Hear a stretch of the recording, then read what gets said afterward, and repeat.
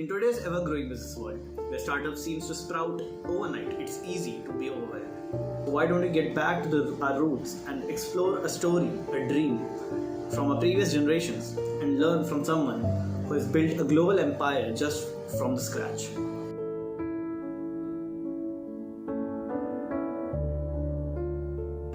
Hi, my name is Aman Khan, and today's video will revolve around a book that I just recently completed, Shoe Dog by Phil Knight, the creator of the brand Nike. Nike is at the pinnacle of the shoe industry today, even after more than 50 years from its founding. This video will also be about how the habit of reading became as important to me as drinking water.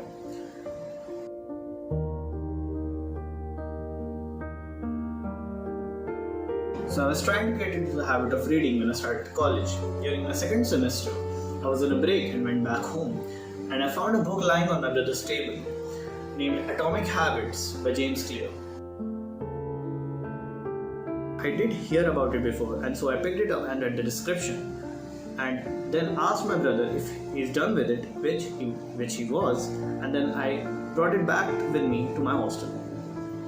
For those unfamiliar with the book, Atomic Habits is a self-improvement guide that focuses on the power of small changes and offers a framework for building good habits and breaking bad ones.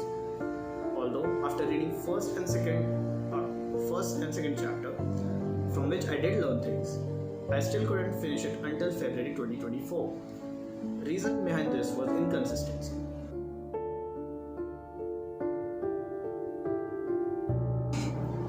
During January 2024, my fourth semester had just begun, and I had made many new friends at hostel, and they were too with the habit of reading.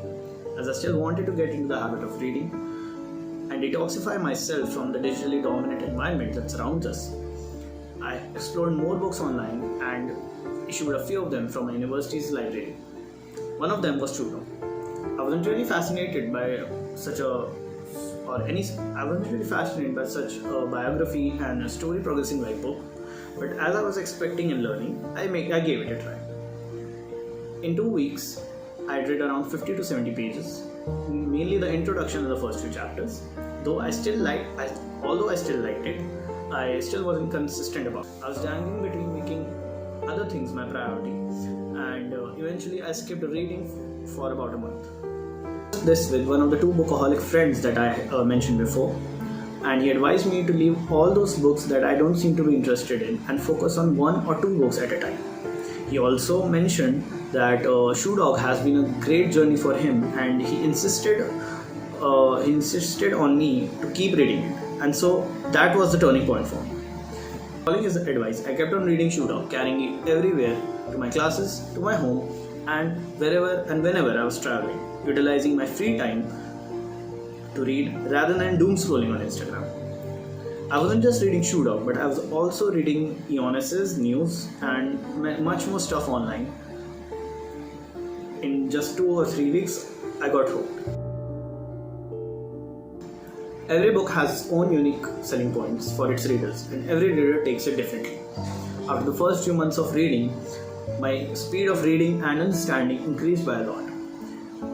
Even though I couldn't understand much of the vocabulary, but I would still be able to understand the context behind it. But this is also part of a good storytelling by a good book. This is where the Shoe Dog comes.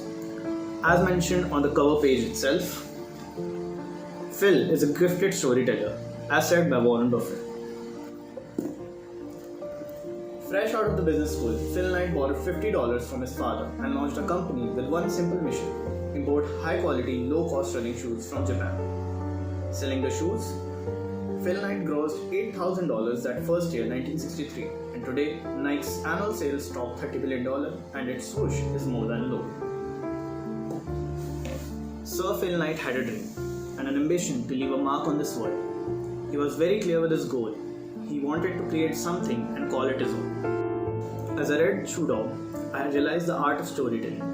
The way Sir Phil has drafted this book, I hardly believe there would be any in future that would strike my heart and soul the same way.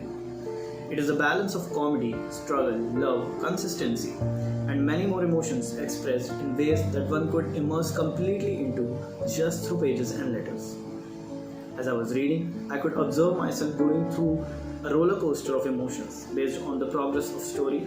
Happiness when he got married, empathy when his son died, the curiosity and the fear of what the court's decision would be against the trial against his trial against Onitsuka, and so much more.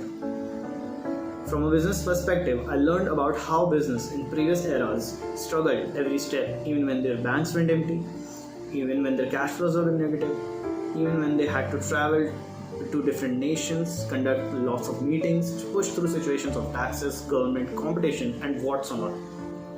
And we can't forget to mention the butt faces, the founders and the first few employees, which became the heart and soul of the company.